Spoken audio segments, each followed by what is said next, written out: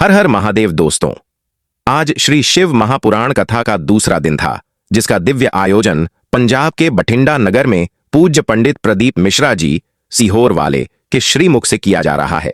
दोस्तों, यदि किसी कारणवश आप आज की कथा नहीं सुन पाए हैं तो यह वीडियो आपके लिए है। आज हम आपको लगभग 2.5 घंटे की पूरी कथा का सार बहुत ही कम शब्दों में समझाने का प्रयास करेंगे, इसलिए वीडियो को अंत तक अवश्य देखें, क्योंकि हो सकता है आज की कथा की कोई ऐसी बात आपके जीवन को नई दिशा दे दे, जिसे सुनना आपके लिए बहुत जरूरी हो। तो चलिए दोस्तों, शुरू करते हैं बठिंडा में हुई आज की श्री शिव महापुराण कथा के दूसरे दिन का संपूर्ण सार। आज की शिव महापुराण कथा में पूज्य पंडित प्रदीप मिश्रा जी ने एक बहुत सुंदर और जीवन बदल देने वाली सीख दी।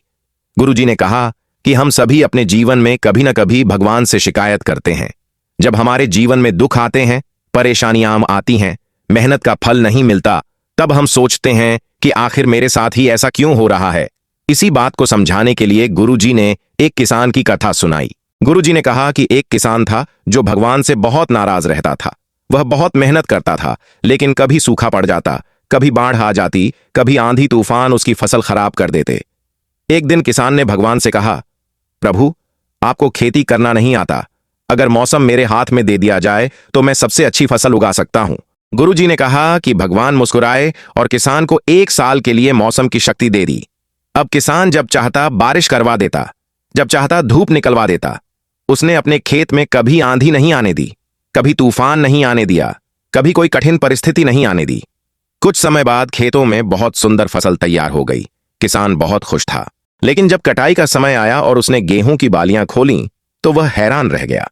गुरुजी ने कहा कि सारी बालियां अंदर से खाली थीं, उनमें एक भी दाना नहीं था। तब किसान भगवान के पास गया और पूछा, प्रभु, ऐसा क्यों हुआ?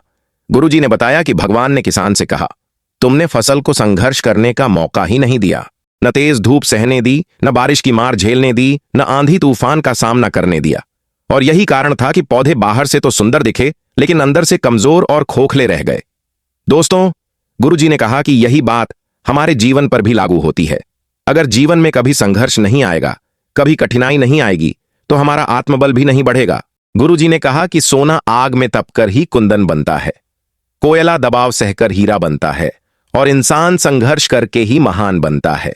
गुरुजी ने एक और बहुत सुंदर बात कही कि आज के समय में हम अपने बच्चों को हर परेशानी से बचाने की कोशिश करते हैं, लेकिन अगर बच्चों को संघर्ष करना नहीं सिखाया जाएगा तो वे जीवन की छोटी छोटी चुनौतियों से भी डरने लगेंगे। इसलिए बच्चों को मजबूत बनाइए, उन्हें मेहनत करना सिखाइए, जिम्मेदारी लेना सिखाइए और जीवन की चुनौतियों का सामना करना सिखाइए। गुरुजी ने कहा कि जब भी आपके जीवन में कठिन समय आए तो घबराइए मत।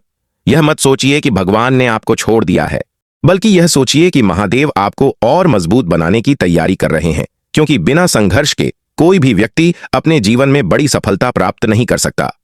दोस्तों, आज की कथा से हमें यही सीख मिलती है कि कठिनाइयां हमारे जीवन की दुश्मन नहीं हैं, बल्कि वही हमें आगे बढ़ाने वाली सबसे बड़ी शिक्षक हैं।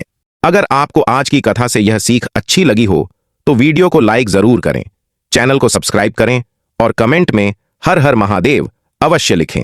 मिलते हैं अगली शिव महापुराण कथा की सीख के साथ। हर हर महादेव।